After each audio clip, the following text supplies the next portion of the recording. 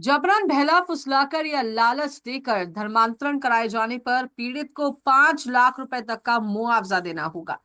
एक से ज्यादा इस मानने कि एक से ज्यादा बार अपराध करने वालों को 2 गुना तक भी सजा हो सकेगी। और अवैध रूप से धर्म परिवर्तन रोकने के लिए लाए जा रहे the Rajasthan prohibition of unlawful conversion of religion bill 2024 में ये प्रावधान शामिल होने वाले हैं, जिसका प्रारूप कैबिनेट ने मंजूर कर दिया है। और अवैध रूप से धर्म परिवर्तन में मदद करने वालों को भी सजा के लिहाज से अपराधी माना जाएगा। जी हाँ, तो विधेयक विधानसभा से पारित होने के बाद राष्ट्रपति की मंजूरी मिलने पर ही ये कानून बन सकेगा। और इसी बीच केंद्र सरकार के पास 16 साल से अटका राजस्थान धर्म स्वतंत्रता विधेयक 2008 भी राज्य सरकार ने वापस ले लिया है। तो आज इसी को विषय को लेकर हम लोग जो है चर्चा करने वाले हैं। और आज का हमारा चर्चा का जो विषय भी है वो भी यही है कि धर्मांतरण कानून जरूरत या फिर राजनीति। चर्चा को आगे बढ़ाने के लिए हमारे साथ बीजेपी से प्रवक्ता जुड़े हैं, कांग्रेस से प्रवक्ता जुड़े हैं। तो कांग्रेस से प्रवक्ता के रूप में हमारे साथ योगेश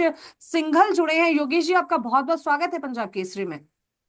जी धन्यवाद मैडम। जी सर, जिस तरीके से ये धर्मांतरण का मुद्दा लगातार जोर पकड़ रहा है, तो राजनीति है या फिर जरूरत है, क्या कुछ कहेंगे ओपनिंग नोट में? जी देखिए मैडम, जहाँ तक धर्मांतरण की बात है, धर्मांतरण कानून बनाने की बात है, जो बिल लाए हैं, मैं समझता हूँ अभी इसकी इस तरीके की आवश्यकता ही कहाँ पड़ गई। चूंकि भारत धर्मनिरपेक्ष राष्ट्र है, इस बिल को लाने से पहले प्रदेश में और देश में भी इतनी सारी जन समस्याओं का अंबार लगा हुआ है। आप देखिए, चिकित्सा के क्षेत्र में, शिक्षा जी के क्षेत्र में, स्कूलों में टीचर नहीं है। और अभी हाल ही में परसों एक डिबेट हुई थी, उसमें भी बताया था कि स्कूल में जो पोषाहार मिलता है बच्चों को, उसमें लड़कियां बेहोश हो गई। मेडिकल के क्षेत्र में आप ले लो, इंफ्रास्ट्रक्चर के क्षेत्र में आप ले लो।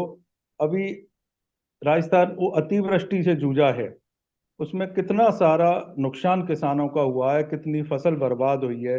और यहाँ तक कि अभी तक पानी भी नहीं निकला है, खेत जुताई के लायक भी नहीं है। उनकी ना तो गिरदावरी करवाई सरकार ने, ना उनको जी कोई उचित मुआवजे का प्रावधान करवाया उन्होंने। तो इस तरीके के बहुत बेसिक प्रॉब्लम बहुत हैं प्रदेश इस समय।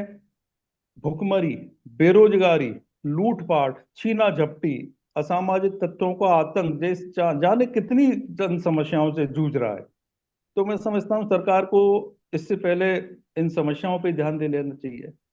ये धर्मांतरण विरोधी जो कानून है, ये तो बाद में भी लाया जा सकता था।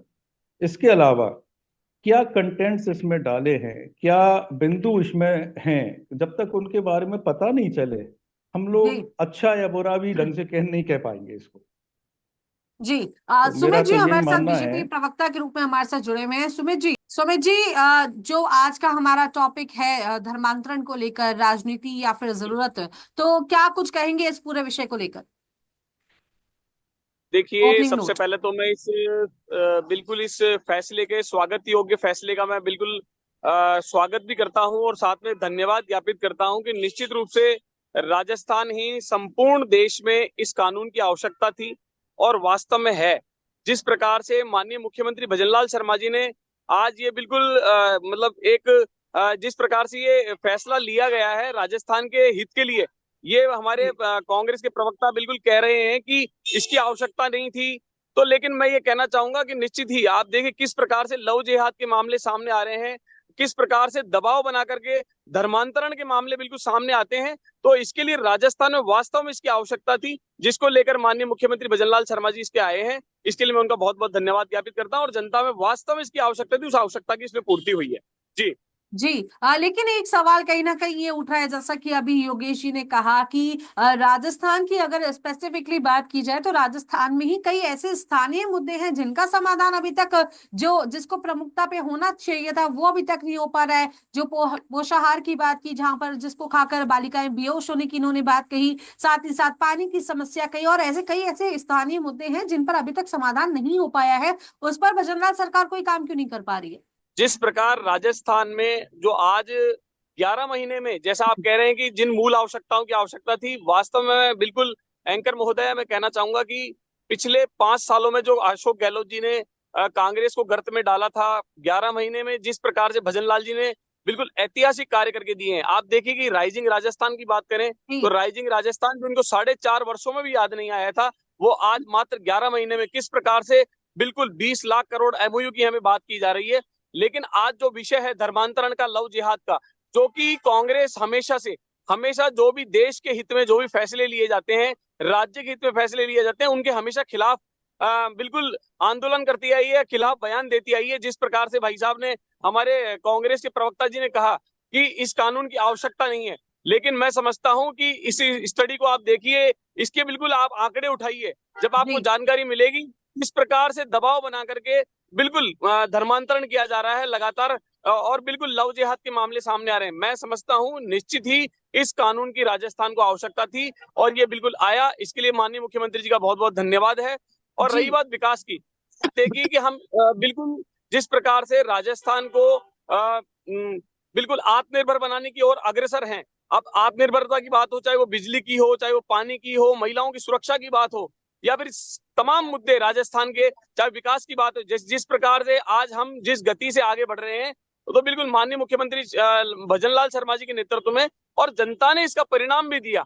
आप देखिए कि जो उपचुनाव हुए, अगर 11 महीने में भजन लाल जी की सरकार अगर वास्तव में जो कार्य किए, उसका परिणाम जनता ने जो 5 सीटें लेकर के, 5 नहीं बल्कि 6 सीटें लेकर के हमको दिया है, आशीर्वाद दिया है, निश्चित ही हम आश्वस्त भी हैं और विश्वस्त भी हैं कि जनता ने हमको आशीर्वाद दिया है। हम निश्चित ही लेकिन इसी एक गति से सवाल लगातार आगे बढ़ रहे हैं। लेकिन एक सवाल मेरा आपसे ये है कि देखिए, जिस तरीके से आपने बात करी, लेकिन धर्मांतरण का विषय है, लेकिन राजस्थान के अगर आंकड़ों की बात की जाए तो पर्याप्त और पारदर्शी जो आंकड़े होने चाहिए, वो आंकड़े अभी तक कहीं भी अवेलेबल नहीं है, सुमित जी।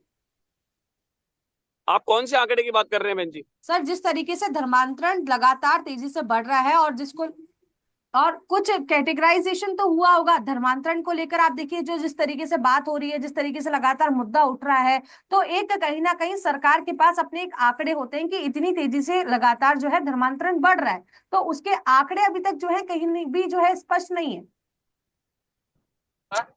तो इसमें क्या है कि बहन जी, आप देखिए कि किस प्रकार से, चाहे हम समाचार पत्रों के माध्यम से देखें, इलेक्ट्रॉनिक मीडिया के माध्यम से देखें, लगातार इनकी खबरें लगातार आती रहती है और आम जनता तक पहुंचती है। और बिल्कुल इसके लिए आप भी इसमें बिल्कुल वाकिफ होंगे किस प्रकार से धर्मांतरण के मामले लगातार सामने आ रहे हैं।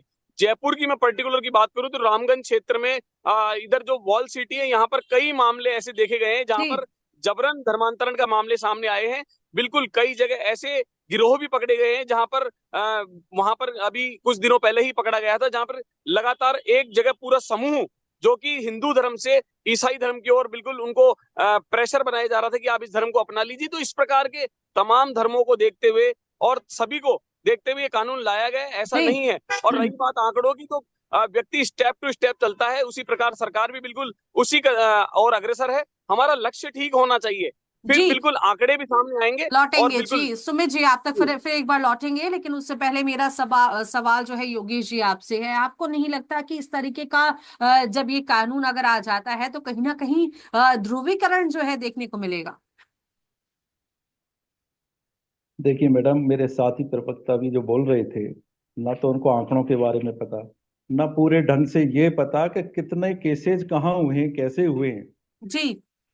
और जहां तक विकास के लिए बोल रहे थे कि माननीय मुख्यमंत्री जी के नेतृत्व में ऐसा विकास हुआ, वैसा हुआ, मैं आपको बोलना चाहूंगा 15 तारीख को 1 वर्ष पूरा हो जाएगा।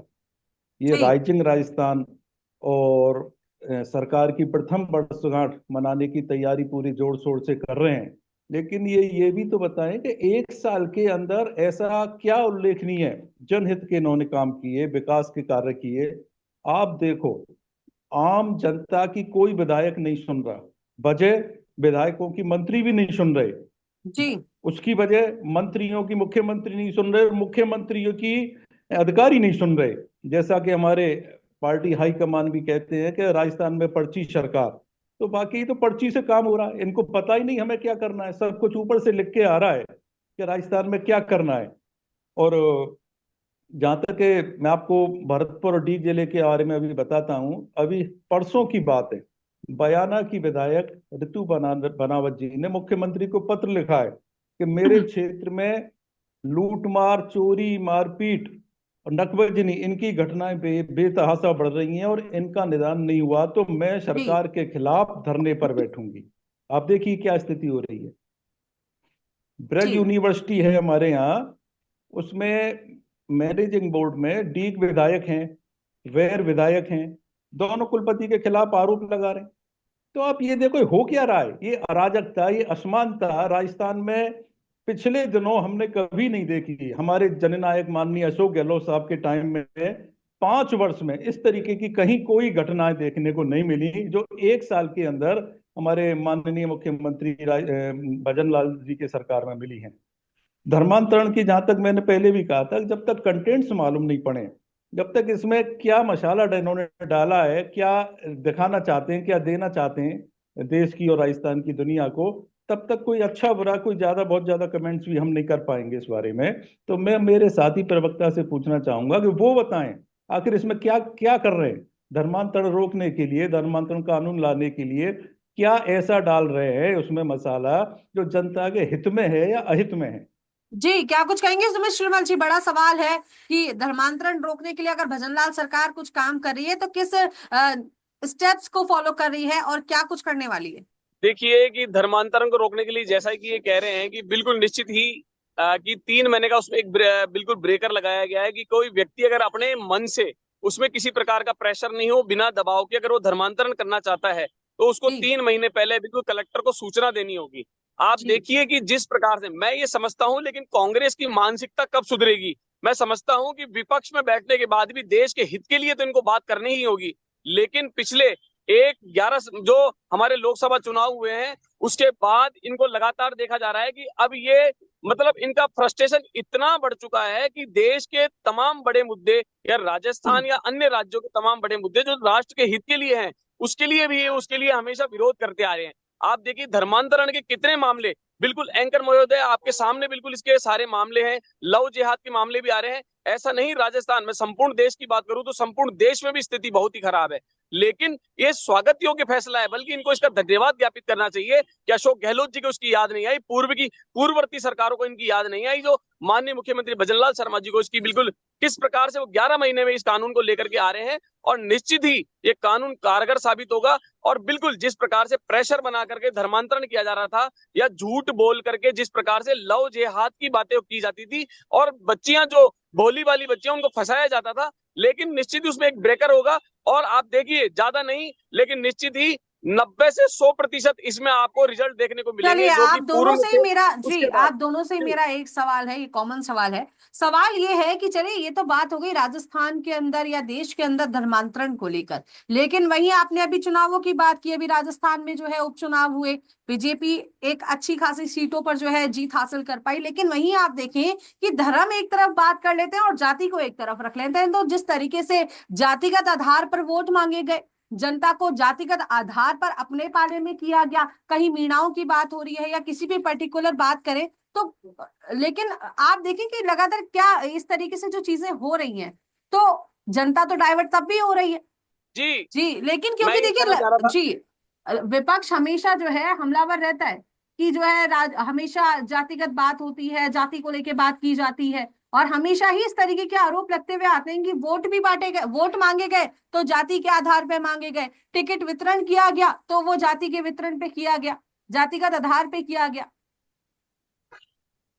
आप सुमित जी। देखिए कि बिल्कुल आप सही कह रहे हैं कि किस प्रकार से लेकिन जो परिणाम आए, जिस प्रकार से जातिगत जनगणना कराने की बात करते हैं, तो क्योंकि अब इन्होंने विकास के लिए, देश के विकास के लिए, राज्य विकास के लिए कभी काम किए नहीं, झूठी जुमलेबाजियां करी, फ्री की जुमलेबाजियां करी।